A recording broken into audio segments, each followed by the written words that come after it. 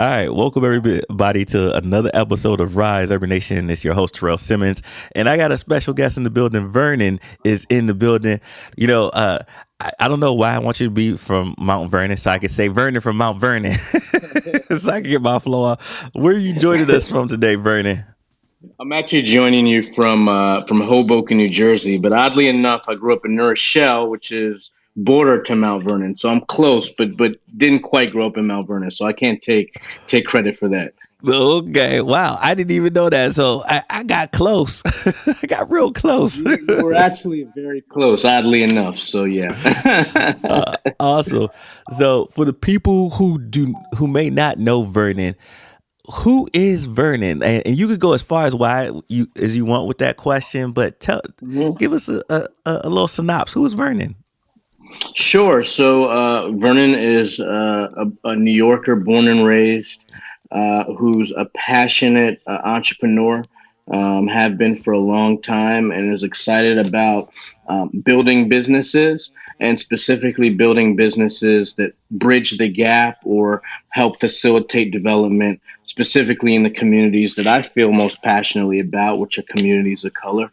I like to consider myself a creative person, so you might see the diehard comic book fan come out in some of my professional interactions, and try to find a way to add as much fun and as much creativity to the business world. And came from the large kind of institutional corporate world, have migrated into creating my own lane, and that's very exciting. Um, so that's me in a Nice. nutshell. Nice. I love to see people who transition from corporate world into entrepreneurship.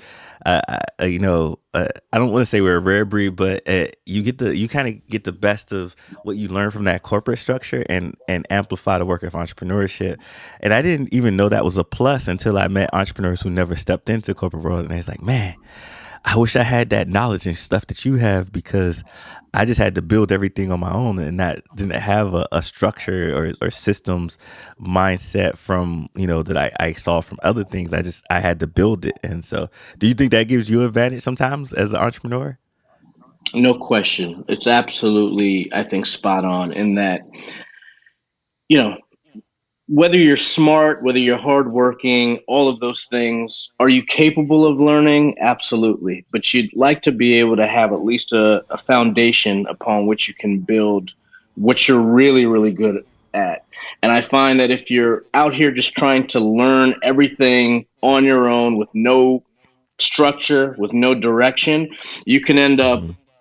learning a lot, but it takes a lot longer in many cases than if you just actually went through, you know, called an extension of college, a different form of college, learning how the Yeah. corporate business world works, and then being able to take that toolbox and apply it to the specific things that you're really good at, but knowing that you have a strong foundation and that you're not just trying to figure it out on the fly as you're going along. So it was completely instrumental for me. I would never have changed that aspect of my career. I think it served me well over the years.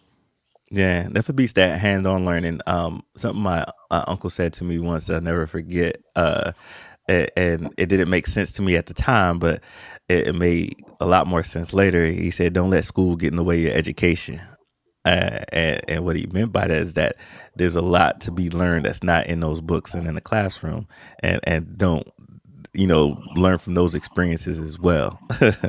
Absolutely, and I think that's a very good way to put it because it learning is not mutually exclusive. Meaning, anything that you can learn that will advance your long term interest, you should work on learning. And some of that's going to be in a formal setting, like a school or maybe a corporate job. Some of that's going to be just on the day to day interactions with you and individuals. Some of that's going to be you starting an enterprise. There's so many opportunities. You should never close off a door to learning because you think there's just one way to do it. That usually just, you're usually just slowing your own progress down when you do that.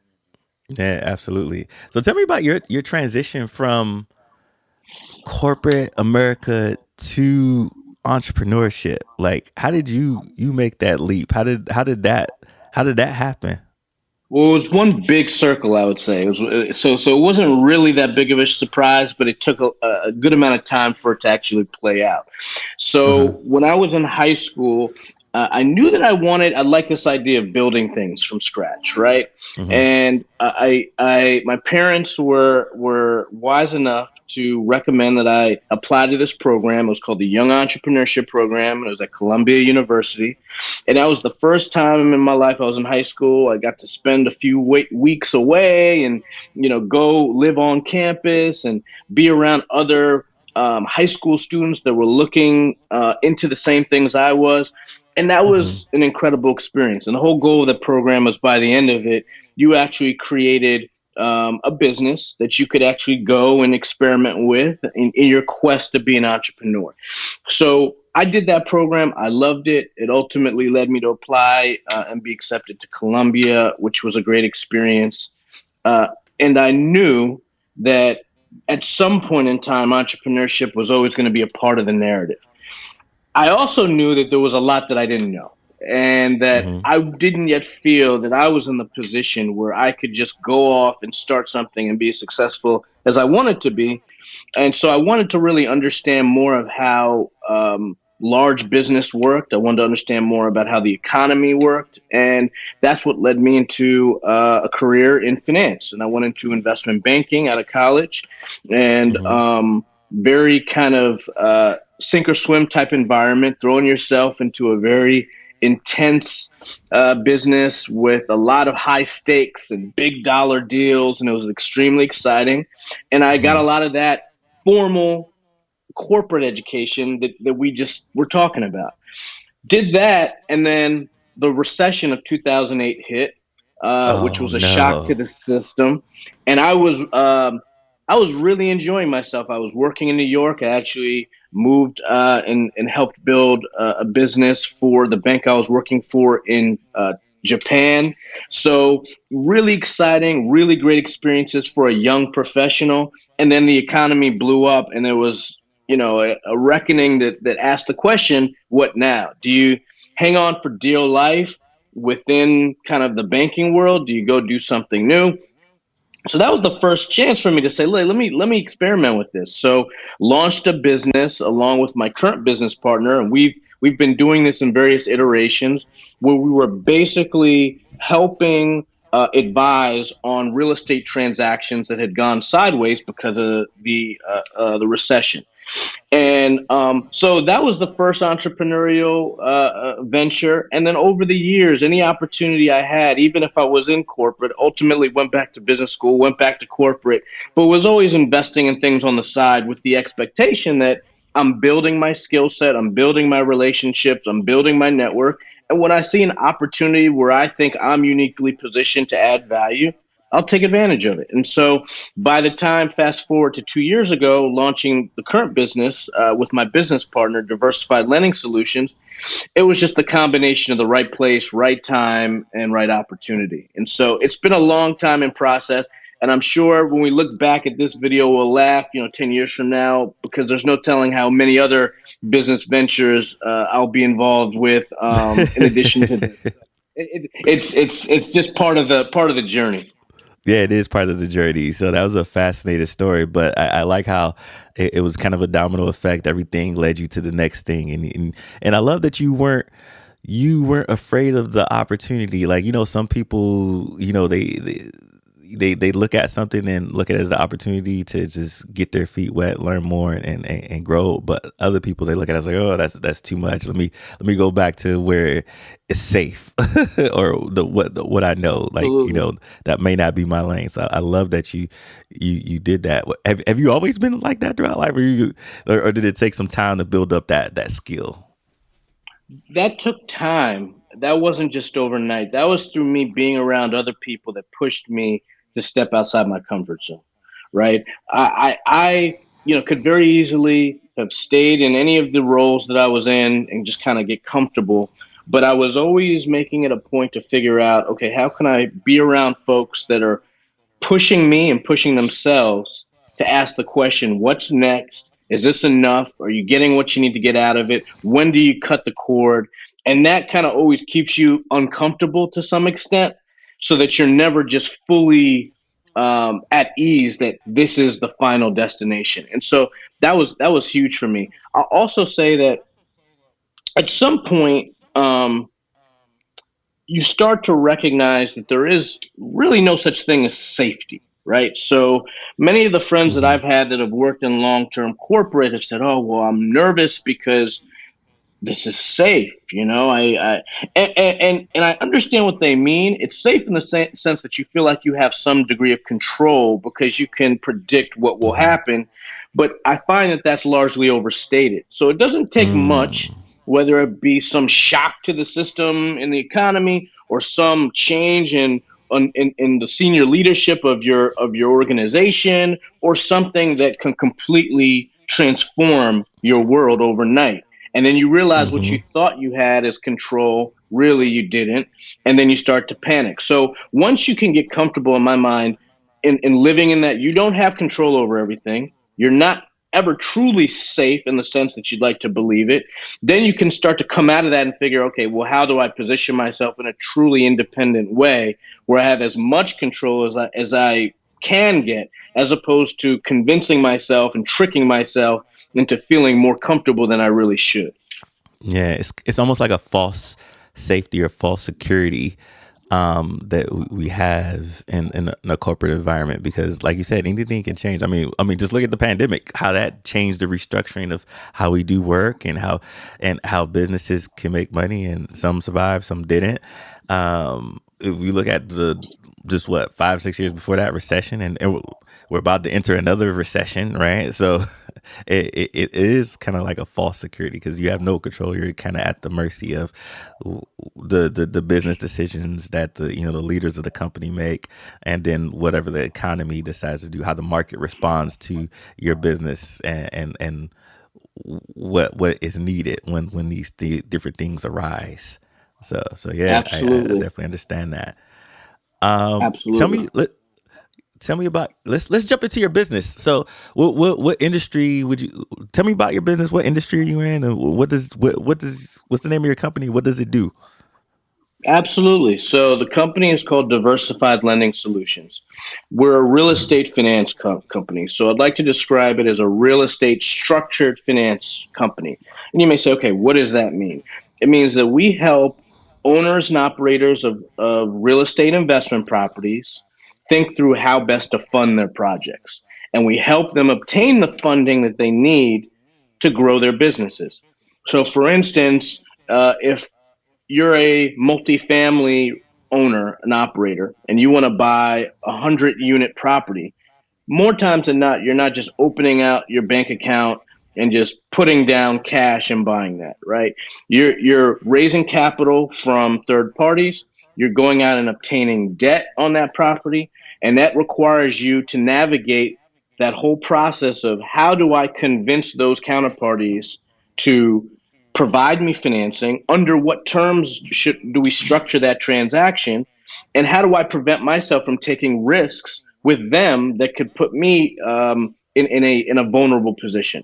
And so my company Hmm. comes in and we help advise operators on how they do that, and we help them obtain the funding required to acquire and grow and grow their holdings, their real estate holdings. So we're a Awesome. real estate investment company, but we're also a finance company. Boy, that's an interesting, unique position. I don't think I've ever heard or seen anything like this. Uh, are you the first to kind of do this, or you're just kind of just one of the first that I've heard about? No, far from the first. I think we take a unique approach to our business, but this is really the bread and butter of what fundamentally keeps finance going. Right? When you think about Hmm. banking, whether you're an investment bank or when you think of if you're a small boutique bank, ultimately, what are you doing? You're helping advise companies in some capacity on how they can meet their goals by using capital in one way or the other. Hmm. And what that looks like can be debt, it can be equity, it could be preferred equity, it could be mezzanine debt, it could be all these different things. But at the end of the day, the question is, how do we finance our projects to grow? And how do we utilize resources outside of our immediate personal network to do that. And that's what a banker is there for. So far from the first, but I think we do take a very unique approach to our business.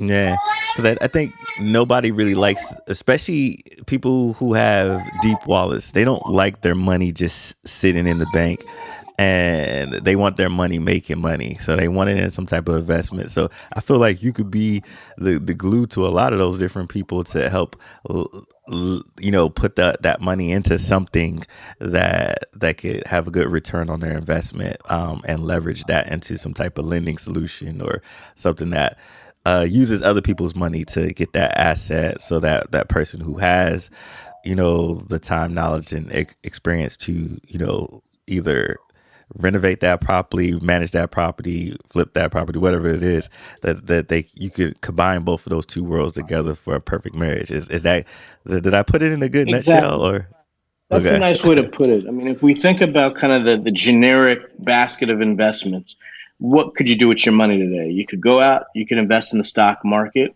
you could go out and buy bonds, you could go out and invest in cryptocurrency or alternative assets, you could go out and buy hard assets like real estate, or you could go out and start a business, start a lemonade stand or something.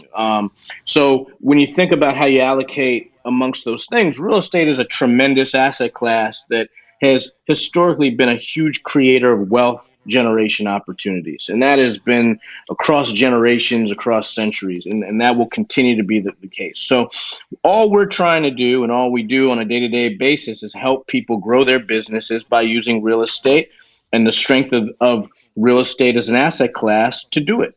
And so I think it's a great asset class because, especially for folks from our communities, I think it's a business that intuitively people can wrap their heads around.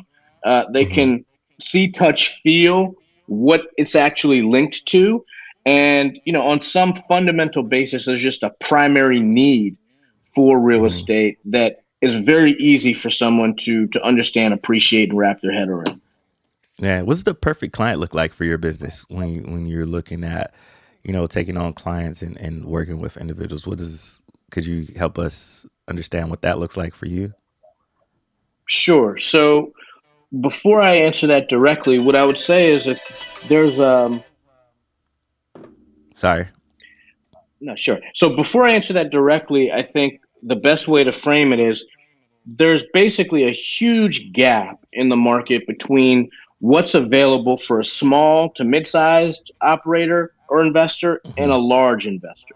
So if you're a mega large corporation who happens to invest in real estate, the resources at your disposal are limitless. You can get very cheap financing. You can get a lot of leverage, meaning you can basically buy something and almost fund almost all of it with debt if you wanted to.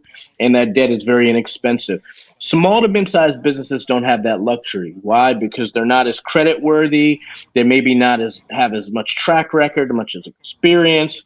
Um, Hmm. the depth of their relationships with the providers of this capital are not as strong. And so what happens is there's this huge chasm in terms of what that operator can get access to and what the bigger one can get access to. And that's regardless of how much potential and how many, transactions, that person may have done to prove that they're credible. The smaller operator still really struggles. So our ideal Mm. client is someone who is not on their first transaction. They understand the business of real estate. They want to grow, but maybe they've just rounded first or second base. They haven't hit a home run yet.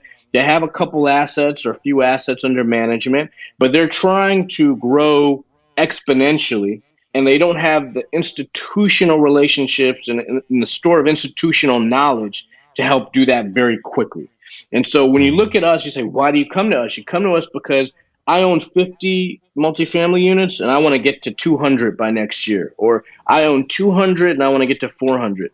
One of the clients that we have that really is a source of great pride for us. African American female rock star based Hmm. in Houston. She managed to accumulate a portfolio of about 500 multifamily units in the span of a couple years. Woo. Said, listen, I'm looking to go even faster. So I want to go and buy a 500 unit property. I want to double that. And I realized that, yeah, I'm a rock star, but I'm still an African American woman, in an industry where very, very few people look like me, where I'm growing very fast. If you look at my track record, you'd say, wow, taking on a property this big is a massive undertaking. I know I'm going to hit some hurdles, and I want to have the right team around me to help be able to do this.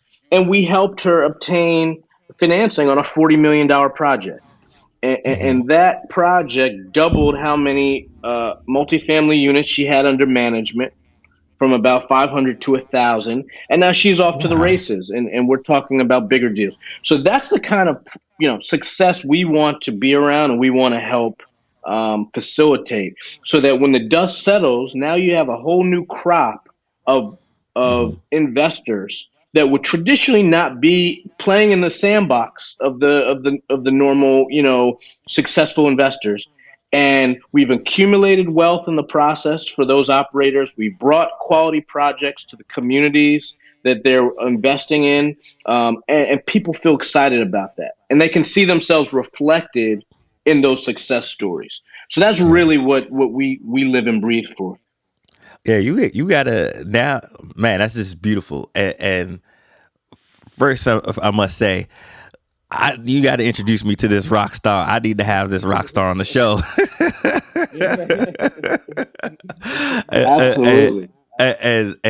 and I love that we are working together as a community to do this, right? So it's the see a black man like yourself partner with a black woman to build something so amazing and share the resources, because when we all work together we can lift each other up. So I love that the whole premise and the foundation of that story.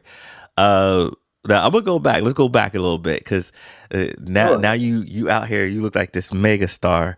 But I always like to tell people the journey by going back to that humble beginnings, because sometimes people feel like, oh, as soon as I graduate or get this degree or I get out of there, I gotta get right into the career field. But sometimes it doesn't happen that way, right? Yeah.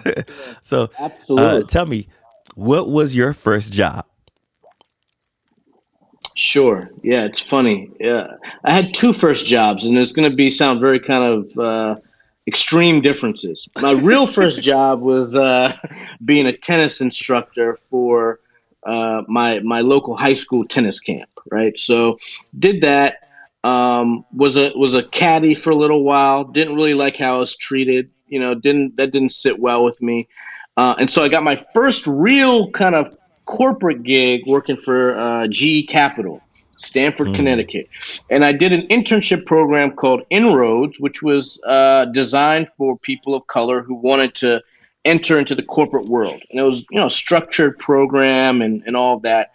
And as great, GE at the time, by the way, was like, joining the Yankees on a corporate level, because it was just the yeah. big, dominant player that, was in every news article and everything.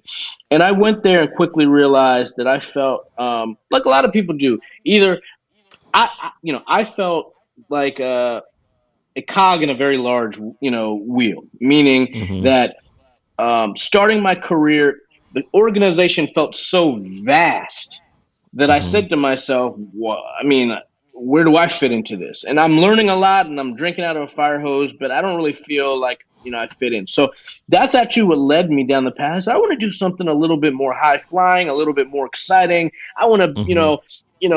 I want to be where the magic happens. I'm going to find a gig on Wall Street. And so that was my whole thing. I was going to find a Wall Street gig, and I was going to be the investment banker, and I was eventually going to wear the pinstripe suit and all this, jazz. So, Did you ever get your pinstripe suit? you know what? I did eventually get the pinstripe suit, but by that point I was, working, 120-hour weeks, so that was a small consolation. But but but ended up applying to an incredible program called Sponsors for Educational Opportunity (SEO), and that to me was one of the most transformative experiences of my life, because SEO is basically a boot camp for people that wanted to be successful on Wall Street or in corporate law. and it took things just to a whole nother level in terms of the rigor, in terms of how much accountability, right, was Mm-hmm. being applied. And the whole idea was, listen, you're going to get in this program, and by the end of it, it's going to be easy for you to get a job on Wall Street because we're going to put you through the ringer, and we're going to Mm-hmm. make you study. We're going to test you. We're not Mm-hmm. just going to test you on math and on your verbal skills, but on your ability to network, your ability to respond to challenging social situations. Oh, and by the way, you're going to do that while you do a full time internship at one of the Wall Street banks where they're going to kick your butt too. And you're going to do that all at the same time. And if you can get on the other end of that, we're very confident you're going to walk out with a job, and not just a job, but multiple job offers. And if you don't, maybe this wasn't for you. And that was like, whoa, as a college student, I was like, whoa, this is kind of intimidating, but exciting at the same time. Like, let me Mm-hmm. put myself in the ring and see how I do. There's only one way to really try this.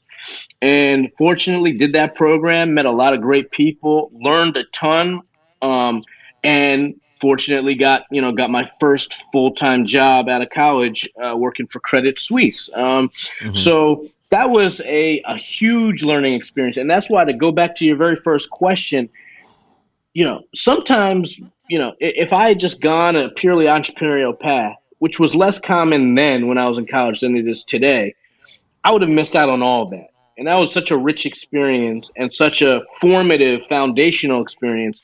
It really fortified me when I got challenged and had really hard um, professional challenges farther in my career. And so I credit Mm-hmm. SEO and that program. That was a huge life changer. Yeah, you know what? I think SEO kind of primed you for entrepreneurship. Like it put you through so much of the rigor that that's the same rigor you go through when you go through entrepreneurship and trying to build and create and scale something. So I feel like you got some of that same foundation that I mean, it helps you with more than just your career. It can help you in life, entrepreneurship. It sounded like something that was prepared you for just life in general. It was great. At the time, it didn't feel that way, but it felt like someone taking a glass of cold water and just throwing it in your face, because they were unapologetic. The leadership was unapologetic that, listen, uh, you're going to come into your first job out of school, and you went to a great school, and you think you're smart, and you're hardworking, and you think you're going to walk in and the door's going to open up, and you're going to have to Mhm. earn this because there's going to be so many people that are as good as you, if not better, and there's going to be so many people that are in a position to help their nephew and their niece and the other thing, Mhm. that if you really want to stand out and you want to differentiate yourself, well, you're going to have to do more than just good enough. You're going to have to be the best in what you're doing, and you're going to have to show up every day. And that is just, on a basic human level, is an incredible skill to learn early, and will serve you through your whole professional career. Yeah, I second that. You know, something I often tell people too, like if there's something that you're really passionate about and you want to learn it, like instead of applying to a job just to try to get into that job first, definitely look at internship programs, volunteer somewhere, get yourself immersed in that thing so that you can Yep. start to be around the people that do that thing and you can learn and get that experience. What are your thoughts on that? So true. I mean, during that, I'm actually like, I shiver a little bit because I was so laser focused in college. Once I decided that was what I wanted, at the time, I don't know if they still have them, but they um, they had these things called the vault guides, and it would be this Hmm. career guide on certain industries. So I remember there was the local Barnes and Nobles on campus, which, it's like, wow, I'm really dating myself, but we're going to the Barnes. Wait, they still got Barnes and Nobles. People go there. I guess. So you go into the Barnes and Noble, you go, grab the vault guide on investment banking, grab a seat, and just read it page to page to page to page to page. And then, you go and find the next book and you'd read that page to page. And then you talk to the junior and the senior, or the person who just came out of school and is a 1 year into their first job, and you'd, take them out for dinner so they could tell you, what it's really like. there was so much immersion that it was like, Mm-hmm. if I can get exposed, if there was a networking event, oh, I'm going to it. If it was the investment banking club, oh, what are we doing with that? And so by the point that I'd actually graduated, it's almost like, well, you could actually convince yourself you're actually in that world, because you're not just passively sitting and waiting for someone to say yes, come join us. Mm-hmm. You're engaging and becoming a member of that community, and then again, it helps build confidence, that helps build the relationships that you never know could create the next job opportunity, or the next new business opportunity, or the next new Mm-hmm. business partnership. So you do have to kind of take your own destiny in your own hands. No one's going to just say, hey, here, let me send you a job posting, or very few. I mean, maybe it happens sometimes, but it's unlikely someone's going to say, hey, here, apply for this job, come on in, Mm-hmm. we'll embrace you with open arms. And, oh, you want to learn this industry? Sure, just get on my back and climb on board. It's very rarely like that. So, Yeah, so that's usually taking reserved for like your mama and those people close to your family that really love you, that pour into you, that don't want to see you fail. Those are the people that might do that for you. exactly. um, I feel like you got so much knowledge. What's one good lesson life has taught you? There's so many. I would say one of the biggest lessons that I had to learn, and it's not an easy one to learn, is, run your own race. Right. One of the Mm. easiest things to see, or one of the easiest things, especially in this kind of internet digital age, is to compare yourself to what so and so's doing and where you think you should be because so and so's doing this. And there's so much to that person's story that you have no visibility to. You don't know, are they as good as they appear to be? Is it a facade? Do they have a rich uncle or aunt that, that really was the key behind their success? And so were they a crook? Were they a fraud? So you get into a very bad habit of comparing yourself to other people and then undermining your own accomplishments and your own confidence, and recognizing that everyone has their own path. And so because Mm-hmm. your path doesn't look like someone else's is not a bad thing, that's a good thing. And you'll get to where you need to get to at your own pace. And you shouldn't feel Mm-hmm. bad about that. You should lean into it. And so rather than focusing on where I should be and leaning on to what is the goal right now, focus onto that, be laser focused on that, and then one by one, you'll find yourself, looking up and say, wow, I never thought I would be at XYZ. Mm-hmm.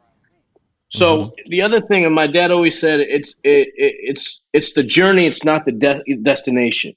So sometimes we also get so enamored with what we think that shiny object is. Oh, I need to make X dollars, or I need a house that's this big, or I need to dot dot dot. All of the steps that you take to get there are almost just like afterthoughts. But really, Mm-hmm. that's where the gold is, right? That's where all of the grit and all of the joys and all of the frustrations all kind of get condensed. And then that end thing maybe is a representation of all of that effort and all of those highs and lows. But it's not that thing in of itself that has some deep intrinsic value that you should just lose all, context for, just to chase, so that's something that I think takes practice. It certainly took practice for me to really hone in and lean in on and Mm-hmm. feel fully at joy at whatever stage I'm in, and fully absorb that and everything that moment presents. Yeah, I love that. Running your own race, and I've in my later years too to learn to fall in. I have fallen in love with the journey. I've fallen in love with the process, not the destination, but the process. Because in the process is where all that magic happens, and then one day you look up and you're at your destination and you're like, how did I get here? I was so ingrained in the process, that sometimes I didn't even see what I was becoming, and then I got there and I became, and then I was like, oh wow, I'm here. Like, How did I get here? Oh yeah, How did I get here? I was in the process, right? Exactly. So I couldn't agree more, and so that's something that I think comes with experience, comes with maturity, comes with realizing that we don't have as much control as we'd like to believe, but we can control some things, and that's where we should really throw our heart and our focus and our drive and our passion into. Yeah, I love that. Now, I just know you're gonna. Some people are gonna hear this and they're gonna get inspired by your story and your journey and everything that you're giving us today. One of the things that I often run into that sometimes young people they are guided by parents, career counselors into a career, and then some, and I've talked to some of them that follow a career that was not their journey or not their passion, but they did it because it was the safe thing that or people said they should do. And then later I see some of those adults that did that same thing and they're stuck in those dead end jobs or stuck in this career that doesn't fulfill them because they haven't been running their own race or following their own journey. And so sometimes they'll hear things like this and get re-inspired and want to figure out how do they get back into running their journey and going through that process. What advice would you give to somebody like that? That's a great question. I think one of the first things that you can do is that you can actually um, take an account of what you've actually accomplished and start from there, right? So a lot of Mm, times people let doubt crowd their mind, right? They let mm, doubt, they let fear of embarrassment, all of these things, the perceptions of people, many of which we don't even know, right? It's this mm, invisible group of people that have opinions about me, and I have to do this and I have to do that. And if you can be centered in what you've accomplished and centered in what you actually bring to the table, you can start to actually carve out the next few steps, which is pulling yourself away from that fear that you're being controlled by and actually ask yourself the question of what do I want? If mm, I can actually quiet the noise just a little bit of all those voices that are in my head, what is it that I want for myself?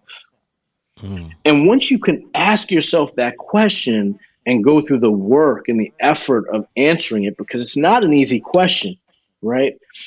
And there are levels to the question. What do I want today may not be what I want tomorrow. What I want in my professional life may not be what I need in my personal life. But once I start to mm, ask myself the question honestly, without fear of judgment or fear of embarrassment, then I can start to chart the path. And I can lean in mm, on the fact that I'm capable of getting there because I've done XYZ before. I've proven to mm, myself I'm capable. The biggest person you need to convince is not your investor, it's not your mother, it's not your spouse, it's you. Convince mm, yourself. Do you believe you can do it? Right? mm, Do you believe? And if you can believe, then everything else becomes a lot easier from that point. And a lot of those voices start to get more quiet, and go quiet. And you can hear them. And sometimes they may actually, boom, hit you and you say, oh, whoa. But for the most part, when you approach things in that way and you can actually quiet them, then you can actually start to guide yourself out of it, and you can find that re-inspiration, you can find that reinvigoration, and it's not just an emotion that comes and goes and it's fleeting.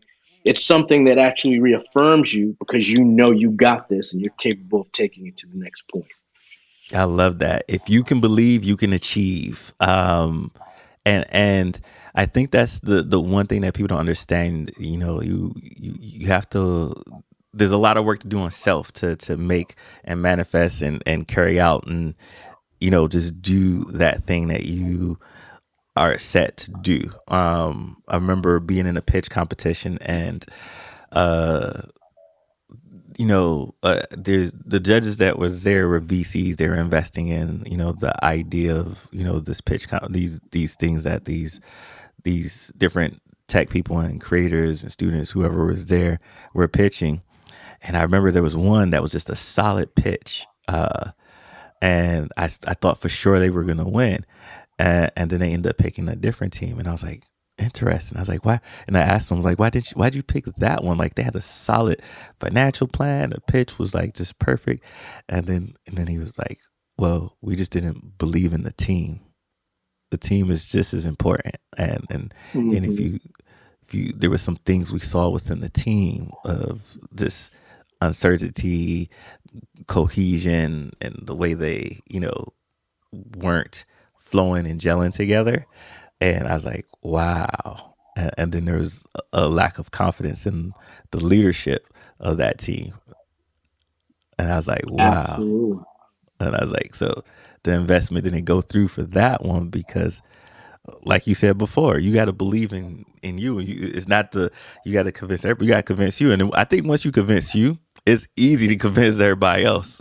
Exactly. Exactly. Completely Because agree. if you know and you have no unwavering faith, it doesn't matter what anybody else says. Either they getting on the train or they not. Exactly. Perfectly stated. Completely agree. uh, uh, so, what's some advice you would give to someone who would like to start a career in your industry? So when I started in real estate finance, there was really three paths. You either went to a large um, financial institution, let's say a Goldman Sachs or Credit Suisse or Morgan Stanley. You came from a real estate family, so you joined the family business, or you kind of took the path of most resistance and joined like a property management company or became a leasing agent, something that probably didn't have a lot of glamour but was a way for you to learn a lot quickly and kind of get yourself immersed. Now the world has expanded through technology such that those aren't the three only paths that you have at your disposal. I mean, if you think about how much real estate tech, for instance, has Mm-hmm. exploded, and you know how many different types of businesses there are today that are trying to disrupt aspects of the real estate process, from you know the brokerage process, the property Mm-hmm. management process, the site tour process. When you think about the financial process, so each of those things is being disrupted. So I don't think we're in a position where you have to go through the really big company anymore and hope you can kind of find a way within that company to work on the real estate stuff. There's all kind of really cool cutting edge real estate businesses that, for someone young getting into the industry, present a lot of opportunities. The other thing I would say, consistent with what we were talking about earlier, is it's never too early to start being the business or the company you want to create. So if my goal is to be a real estate mogul and own, $1 billion worth of real estate, you got to start somewhere.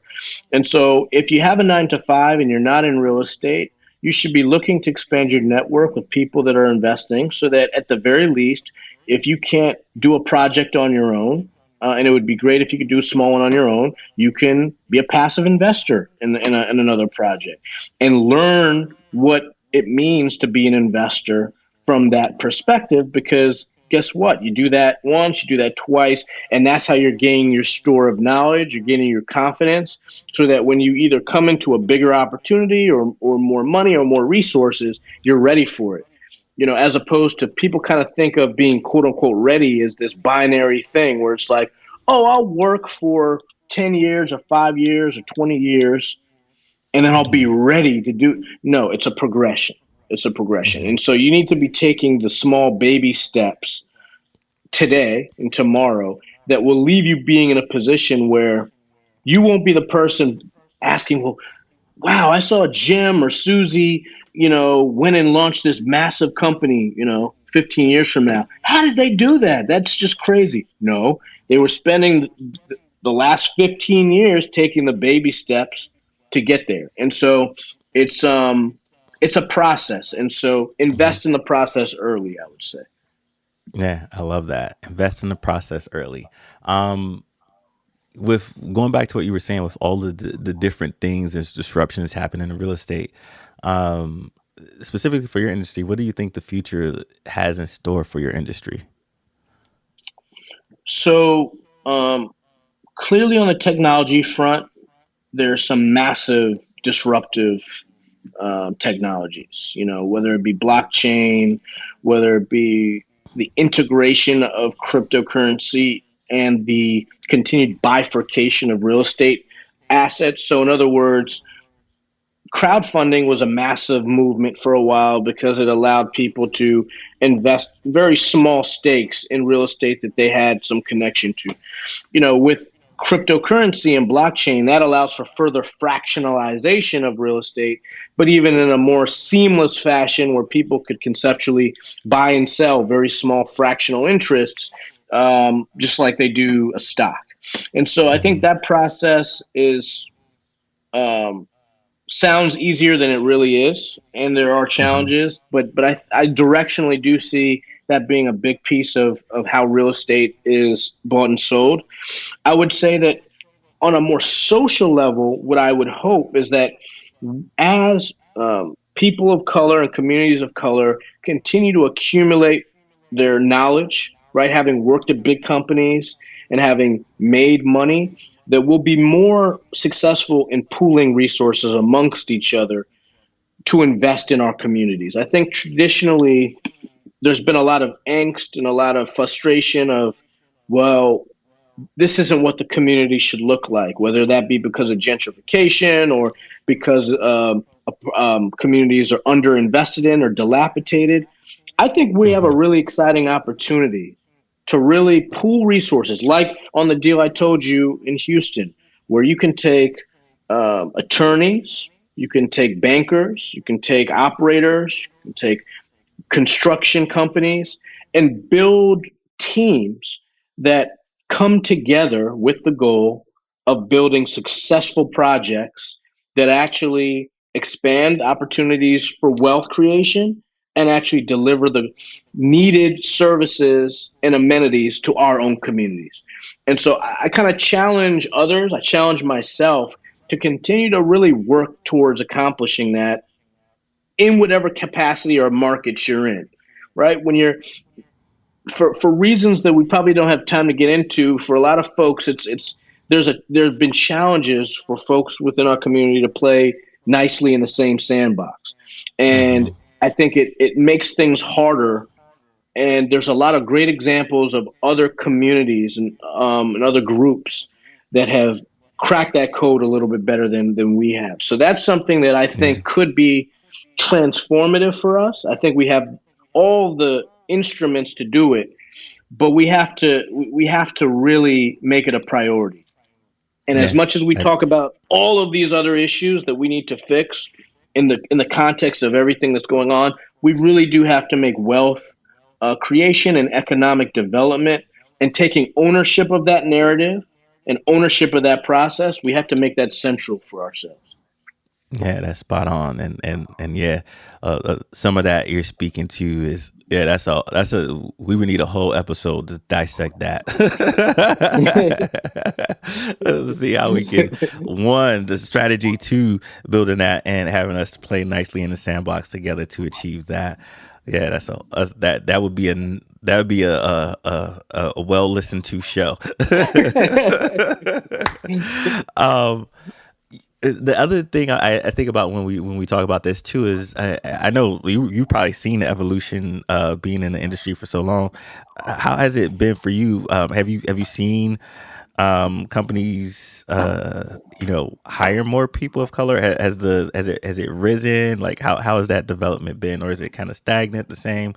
And do you see, because of all everything we just alluded to and talked to, that there's going to be a transitioning phase where there's going to be even more opportunities for people to of color to get their way in, get their foot in the door, uh, without having to worry about gatekeepers? That's an excellent question. In my personal experience, when I joined Credit Suisse in the real estate finance group, I was the only African American in my specific group, and then Wow. there was maybe one or two in a broader, the broader real estate group. So, and this is in the context of when the market was humming, and the team we had north of probably 100 people on collectively, actually well in excess of 100 people. So, you're talking about one, two, three African Americans in that whole environment, and I can honestly say, that dynamic has not changed. Any firm that I've worked at, has been just a different shade of that same dynamic. What I would say is that I think that there's a greater impetus now than there has been in the past. Um, and companies do feel to some degree under pressure to address it in a more meaningful way. But I don't know that they know how to do that. I'll give you a quick story. I remember when I was studying in business school, when I attended the Harvard Business School, and we had a meeting with the dean of the school about what could be done to improve just the overall condition of the experience for students. And I, being the only black male in that meeting, felt the need to bring up the point that representation is an issue. And in a section of 90 individuals, you know, I'm one of two black men. Why is that the case? And the dean very plainly answered the question by saying, "We'd like to change it, but we don't know where to find more of you." And that's something that I kind of hear time and time again, where the onus is, well, I wish I could have found more folks, but I don't know where they are. So, you know, too bad. And I don't want to, to make light of his response. He took the issue seriously, but there was clearly still a big disconnect in terms of the sourcing. So one of the Mm-hmm. things that we've been doing in my company to address that very directly is work with large investment funds that have made a vocal commitment to wanting to invest in op, um, operators of color and underserved groups, women as well, and saying, okay, well, you've made a vocal commitment. We're going to bridge the gap and we're going to put those folks in front of you so that the problem won't be or can't be, we just don't know where they are. There are so many qualified, capable operators, women of color that are out there. That's simply not a good enough answer anymore. So, Mm-hmm. from our vantage point, we want to do our part in proving that very tangibly by being a bridge to actually introduce funds to these operators so that we can move that narrative forward and we can get past the um, you know the friction that's coming out of that disconnect. Am I optimistic that that'll solve the problem? No, because I think that we're dealing with a far weightier set of challenges than just that.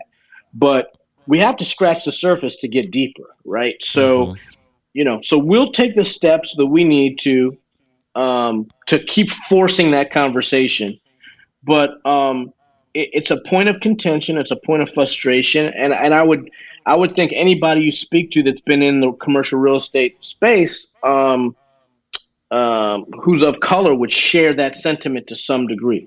That said, there are some great organizations, the Real Estate Executive Council, and others that really do pool resources amongst high performing um, operators, investors within the community. So we're making progress. We're not anywhere near as far along as we need to be, but I am optimistic we're making progress. Yeah, I love that. Love that. And we at Rise Urban Nation are alongside with you in that battle or that opportunity to connect, and so that it anybody who has said, "Oh, we want to, support more endeavors in the Black community," whether it's for AZ, everybody that we've interviewed, I always tell them, "Well, if that's your pledge, you've come to the right people because we've interviewed a ton of Black professionals that are doing great things in the community. Where would you like to make an impact so that I can connect you? Oh, you want? I know Vernon. He can help you out with that. let me introduce you. Exactly. Exactly. It's like Exactly. I've been able to find a few and interview a few, so I can help you out with that. There won't be any. Yeah, there's no shortage. There's no shortage of black talent out there, as just being able to find the opportunity that allows for that synergy and connection to happen. Absolutely. So, um, wow, we could probably, I mean, you could probably talk forever, but I try to keep this what used to be a drive time. I don't know if people driving anymore, but so let's do this. Um, let's end off like this. What projects are you currently working on, and where can people find you? Sure. So we're working on an assortment of projects from residential investment properties to commercial, everything from new construction up through value add redevelopment projects across the country, but primarily in the Northeast, the Mid Atlantic, and the Southeast. So I would say if you are a real estate operator who is looking to obtain financing and trying to navigate this crazy market environment, which is obviously rife with issues from inflation to interest rate hikes to the whole nine. It's just Um, bananas right now. Let me tell you. I'm glad I got that 3% when it was going down to two, what, a couple yep. years ago before like all this hit. I was like, Mm, man, this is nutty. it is. So kudos to you. But if you're an investor, you're an operator, you're trying to navigate that, and you have a property that you're looking to finance, you can reach out to me on LinkedIn. That's usually the easiest place to reach me, or at Vernon.Beckford at dlsloans.com. If you want more information about our company, feel free to reach out or check out our website, dlsloans.com.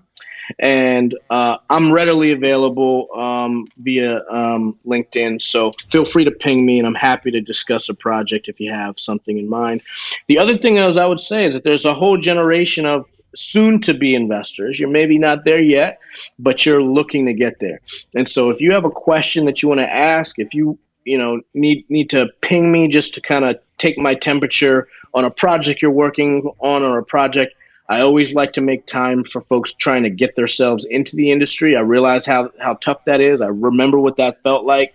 So the goal here over the long term is to expand the pie and make sure as many people who want an opportunity to play get a chance to play. So feel free to reach out to me, and if I could be helpful, I'd be glad to speak to you. I love that. Vernon Beckford, thank you for expanding the pie. There's enough pie out here for everybody. We don't have to fight over pie. There's plenty of pie. So just reach out, and you got plenty of support here. Thank you again for just sharing your knowledge, your story, and just being here with us today. Any last words of wisdom for the people before we sign off? No, I mean, I'm so thankful, Terrell, for having me on here. This has been great. Like I said, we have a really unique opportunity. Um, the market volatility is not a reason to go back under a hole or go into the cave. It's in periods of volatility where we can actually create wealth. So keep your eyes open, talk to other people in your community, be thoughtful and creative as to what is needed in that community, and think of real estate as a real opportunity for us to bridge the gap for our communities and work together towards that shared goal of economic development. I couldn't have said it better. So y'all hold on to that piece of nugget of knowledge. He gave you a lot of value in that. That's where most wealth is made in volatility, and bear market. So there's a lot of wisdom in that. Thank you again, sir. And for all my runners out there who are trying to run your business, run your life, run your career, make sure you check out this episode. I will have all the episode notes in there if you want to connect with Vernon. So don't worry if you were driving and you didn't get a chance to write it down. It will be in the episode notes so you can connect with him and check out what he's doing. Thank you so much. No problem.